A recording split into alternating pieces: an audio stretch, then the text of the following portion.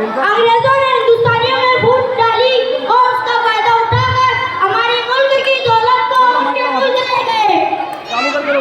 इसीलिए हम सबको एक होकर रहना चाहिए। दूसरा आकर फिर से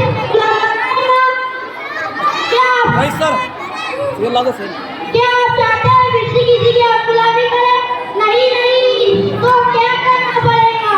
इसलिए हम सब हिंदुस्तानियों को मुत्तहिद होकर रहना होगा और आपस में आपसी रंजिशों और इख्तिलाफात को बालाए तक रखकर मुल्क तरक्की को बचाने के लिए कोशिश रहना होगा।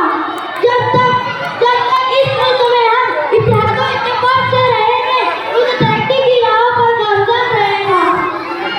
लेकिन आज देखते हुए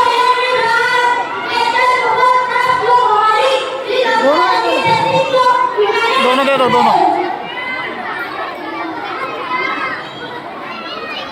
आज अंग्रेजों के हुकूम को पाबंद किया जा रहा है। हर तरफ जुल्म करके मार ढोए जा रहे हैं। पर क्या करें? आज कोई वो हक करना देने को तैयार ही नहीं। इसी बात पर मुझे ये चाहिए आएंगे। ये कैसी अजनबी बात चली है मेरे वतन में? ये कैसी अजनबी बात चली है मेरे वतन में? किसी को न किसी से आकर मेरे वतन बहुत अच्छे, बड़ा शाबाश, ताली बजाओ रे। में